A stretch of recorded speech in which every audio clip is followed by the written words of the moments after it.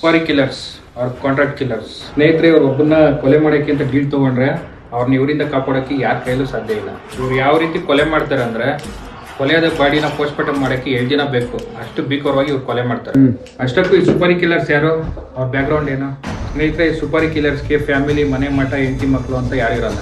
ಇವರು ಬಡತನ ಫ್ಯಾಮಿಲಿಯಿಂದ ಬಂದಿರ್ತಾರೆ, ಕೆಲವರು ಐಫೈ ಲೈಫ್ ಲೀಡ್ ಮಾಡೋಕ್ಕೋಸ್ಕರ ಬಂದಿರ್ತಾರೆ. ಇವರೊಬ್ಬ ರೌಡಿಯ ಅಂಡರ್ ಅಲ್ಲಿ ವರ್ಕ್ ಮಾಡ್ತಾರೆ ಹಾಗೂ ಈ ರೌಡಿಗಳ ಮುಖಾಂತರ ಸುಪಾರಿಯನ್ನ ತಗೋತಾರೆ. ಇವರು ಒಬ್ಬ ವ್ಯಕ್ತಿನ ಮರ್ಡರ್ ಮಾಡೋಕ್ಕೆ 10,000 ಇಂದ 1 ಕೋಟಿವರೆಗೂ ಚಾರ್ಜ್ ಮಾಡ್ತಾರೆ.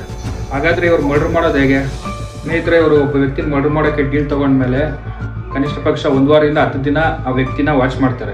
ವಾಚ್ ಮಾಡಿದ ನಂತರ ಒಂದಿನ ಫಿಕ್ಸ್ ಮಾಡಿ ಆ ದಿನ ಆ ವ್ಯಕ್ತಿನ ಮರ್ಡರ್ ಮಾಡ್ತಾರೆ. ಇವರೆಲ್ಲ ಕೊಲೆ ಮಾಡೋಕ್ಕೂ ಮುಂಚೆ ಡ್ರಗ್ಸ್ ಮತ್ತು ಗಾಂಜಾನ ಸೇವನೆ ಮಾಡಿರ್ತಾರೆ. ಇವರು ಡ್ರಗ್ಸ್ ಮತ್ತು ಗಾಂಜಾಗೆ ಅಡಿಕ್ಟ್ ಆಗಿರ್ತಾರೆ. 100ಕ್ಕೆ 90 ಭಾಗ ಇಂಥ ಪ್ರಕರಣಗಳಲ್ಲಿ ಇವರು ಪೊಲೀಸರ ಕೈಯಲ್ಲಿ ಸಿಗಾಕೊಳ್ಳಲ್ಲ.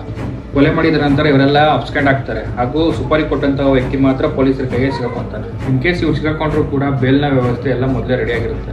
ಕೊಲೆ ಮಾಡುವಾಗ ಇವ್ರಿಗೆ ಯಾವುದೇ ರೀತಿಯಾದಂಥ ಫೀಲಿಂಗ್ಸ್ ಇರೋಲ್ಲ. ಇವರೊಂಥರ ಪ್ರಾಣಿಗಳಿದ್ದ ಹಾಗೆ. ಅದಕ್ಕಾಗಿ ನಮ್ಮ ಕಾನೂನು ವ್ಯವಸ್ಥೆ ಬದಲಾಗಬೇಕಾಗಿದೆ. ಜೀವದ ಬೆಲೆ ಗೊತ್ತಿಲ್ಲದವನಿಗೆ ಜೀವಿಸುವ ಹಕ್ಕಿಲ್ಲ. ಇವ್ರಿಗೆಲ್ಲ ಎನ್ಕೌಂಟರ್ರೇ ಸರಿಯಾದ